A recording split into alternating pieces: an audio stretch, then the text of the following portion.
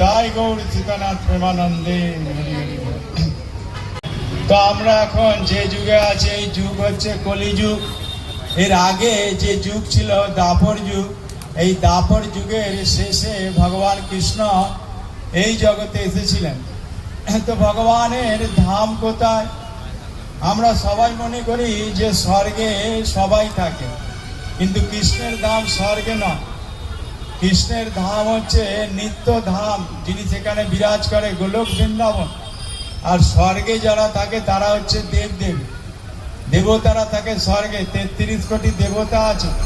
আমরা যে দেবদেবীর পূজা করি, তো আমরা যে লোকে আছি এই লোককে বলা হয় ভূলোক। এর ওপরে একটা লোক আছে তার উপরে একটা লোক আছে, সেটা হচ্ছে স্বর্গলোক। আর এই স্বর্গলোকে সমস্ত দেবদেবীরা থাকে। আর এই দেবতাদের দায়িত্ব দিয়েছে ভগবান। কি দায়িত্ব দিয়েছে? না, আমাদেরকে দেখাশোনা করার জন্য, আমাদের সব সুযোগ সুবিধা দেওয়ার জন্য। আপনারা দেখবেন প্রতিদিন সূর্য উদিত হয়। কোনোদিন দেখেছেন সূর্য উঠতে দেরি হয়? তো কেন প্রতিদিন সূর্য ওঠে? না, তার কারণ হচ্ছে সূর্য কৃষ্ণের ভয়ে প্রতিদিন উদিত হয়। আপনারা বিচার করে দেখুন।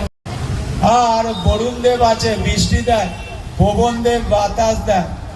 আজকে আপনারা ভেবে দেখুন, এত আপনারা ইলেকট্রিক জ্বালছেন, এই ইলেকট্রিক যদি আপনি 1 মাস বিল না দেন, আপনার বাড়িতে ইলেকট্রিক অফিস থেকে লোক আসে, আপনার তার কেটে বিল লাইন কেটে দিয়ে চলে যায়।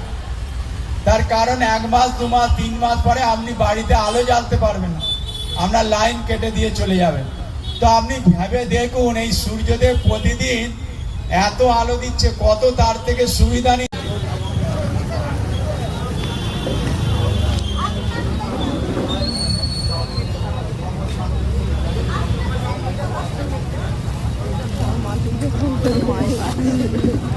Oi, amor.